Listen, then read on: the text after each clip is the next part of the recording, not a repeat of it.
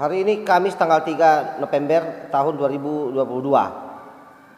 Artinya besok adalah tanggal 4 bulan 11 2002. Yang kalau dalam istilah para kadal gurun itu adalah angka keramat. Kenapa angka keramat bagi mereka? Karena soyokianya mereka ini besok akan melakukan lagi aksi yang mereka sebut dengan 411. Dan saya kira sudah bertebaran di media sosial bagaimana mereka membuat pertemuan-pertemuan sambil mengkampanyekan akan kesiapan kedatangannya pada tanggal 4 bulan 11 2022 di Istana Negara. Kami dari Forum Silaturahim insya Allah akan turun aksi 411 ke Istana Negara. Siap, all takbir. Allah takbir. Allah Nabi.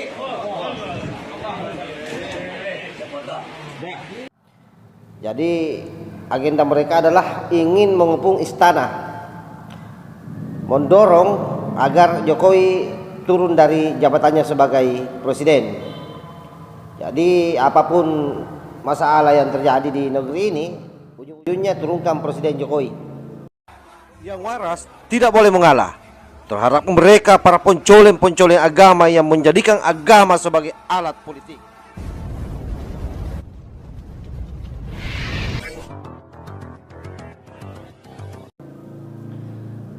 Mestinya mereka ini menyibukkan diri untuk hal-hal yang positif. Karena dari tahun ke tahun saya masih ingat sekali aksi-aksi seperti ini mulai dilakukan oleh 212 dulu waktu masih Ahok yang diganjal untuk tidak bisa masuk jadi gubernur di DKI Jakarta karena dianggap sebagai penista agama. Dan sejak itu sampai hari ini di media sosial hanya satu yang dibahas, bagaimana isu-isu yang diarahkan ke Pak Jokowi itu yang orientasinya pada ujungnya pasti turunkan Pak Jokowi. Jadi apapun masalah di negeri ini, turunkan Jokowi. Hanya itu solusinya menurut mereka para kadrun. Tidak sadar mereka bahwa hari ini negara Republik Indonesia ada dalam urutan ke-7 sebagai negara terkaya di dunia, mengalahkan beberapa negara di Eropa. Misalnya negara Prancis kalah. Dan saya kira itu sangat luar biasa.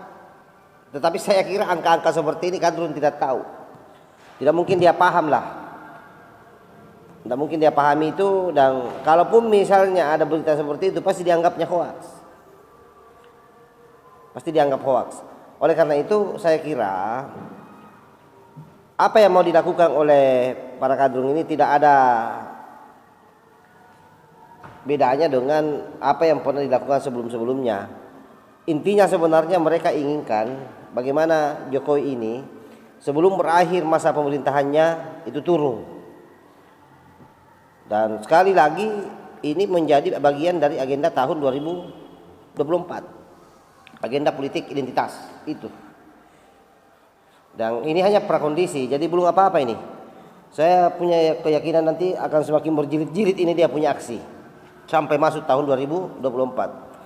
Bagi mereka tahun 2024 itu adalah bangkitnya kembali kejayaan Islam. Mereka mau peringati 100 tahun jatuhnya khilafah di Turki Utsmani.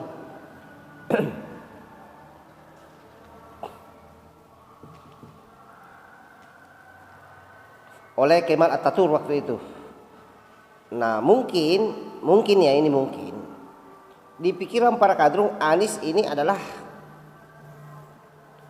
merupakan simbol daripada kembalinya kejayaan Islam itu, sehingga ambisi untuk merebut kekuasaan tahun 2024 itu mereka semakin kuatkan dengan menggunakan propaganda yang tidak jauh beda pada saat Anies maju di Pilgub 2016-2017 di Jakarta, yaitu menggunakan politik identitas. Nah, problem yang dihadapi oleh masyarakat hari ini adalah kita sebagai masyarakat yang dominan masyarakat muslim, tentu kalau selalu diperhadap-hadapkan dengan agama, selalu diperhadap-hadapkan dengan Al-Quran, selalu diperhadap-hadapkan dengan hadis, maka otomatis pilihannya adalah lari ke situ. Kenapa? Karena kapan misalnya diberikan antara dua pilihan, contoh misalnya, apakah Anda mau bela Islam? Nah, pasti jawabannya bela Islam. Karena kapan tidak menjawab bela Islam, maka pasti dicap sebagai kafir. Ditanya lagi, pilih mana? Pancasila atau Al-Quran? Orang awam akan mengatakan, saya pilih Al-Quran. Karena kapan tidak mengatakan itu, maka pasti dicap sebagai kafir. Hebat mana? Soekarno atau Nabi Muhammad? Nah, pasti ini kan pertanyaan-pertanyaan seperti ini yang lazimnya diteriakkan oleh para ulama kadrung untuk menghipnotis para pendukungnya, sehingga kelihatan murni yang diperjuangkan adalah agama, padahal sebenarnya yang dia perjuangkan adalah politik. Itulah kenapa kalau agama dibawa-bawa masuk dalam ranah politik, maka pasti agama itu akan terkesan menjadi kejam, dan sejarah mencatat itu. Bagaimana misalnya proses pembantaian puluhan ribu umat Islam, terutama di zamannya Abbasiyah. Itu fakta sejarah yang kita tidak bisa tutupi, akibat daripada agenda perluasan kekuasaan yang dilakukan oleh pemimpin-pemimpin pada saat itu. Lalu Anda mengatakan bahwa itu kejayaan karena luasnya wilayah. Nah, pertanyaannya sekarang, luasnya wilayah yang Anda maksudkan misalnya kayak di Eropa itu hari ini yang tinggal beberapa persen, apa penyebabnya? Dibandingkan misalnya dengan Islam yang masuk di Indonesia, itu diterima baik oleh leluhur kita. Kenapa? Karena pendekatannya tidak dalam konteks politik. Agama mereka tidak bawa-bawa masuk dalam ranah politik kekuasaan. Tetapi bagaimana agama menyapa realitas masyarakat yang ada pada saat itu, menjawab seluruh tantangan-tantangan hidup masyarakat yang ada pada zaman itu, sehingga kemudian menganggap bahwa agama Islam ini sebagai solusi. Itu kemudian yang membuat mereka berlomba-lomba, berbondong-bondong masuk ke dalam Islam. Tetapi hari ini yang Anda lakukan apa? Justru kemudian orang yang sudah beragama Islam Anda kembali kafirkan. Tapi tenang saja, karena Gus Dur sudah punya solusinya. Gus Dur bilang sederhana, kalau Anda dikafir-kafirkan orang, ucapkan lagi syahadat, Anda kembali masuk Islam. Aduh, ini apapun yang dilakukan kadrung ini pasti ribut-ribut, dan ujung-ujungnya ini pasti nasi bungkus, nasbung.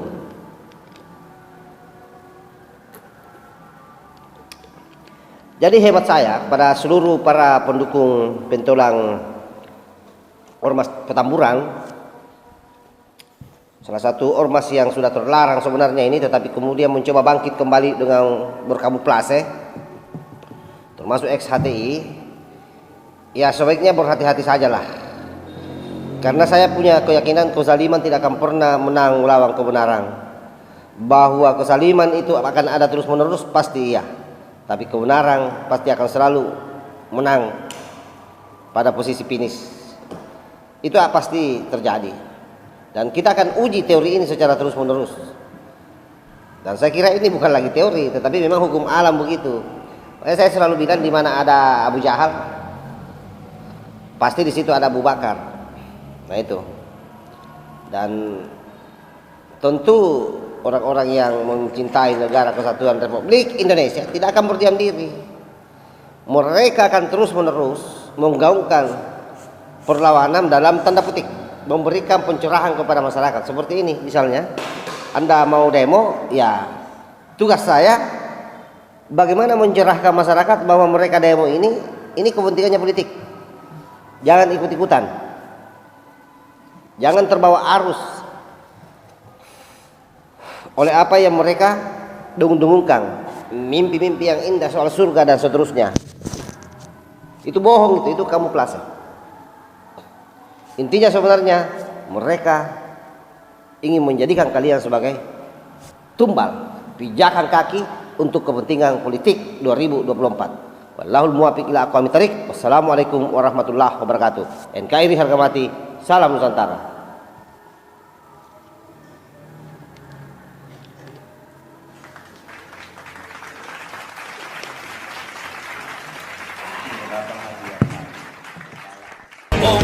Dasar kadrun. Emang dasar elo kadrun. Kada turun, kada turun. Kada turun, kada turun, kada turun. Kada turun, kada turun, kada turun.